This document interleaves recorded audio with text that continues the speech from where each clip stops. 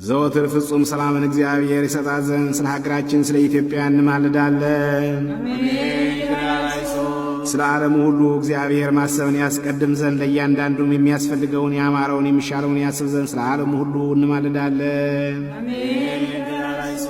እግዚአብሔር የዕለት ዕለት ምግባቸውን ይሰጣቸው ዘንድ ስለ ተራቡና ስለ ተጠሙ ሰዎች እንማልዳለን። እግዚአብሔር ፈጽሞ ያረጋጋቸው ዘንድ ስላዘኑና ስለተከዙ ሰዎች እንማልዳለን። እግዚአብሔር ትዕግሥትን ፍጻሜ ትምህርትን ይሰጣቸው ዘንድ እንማልዳለን።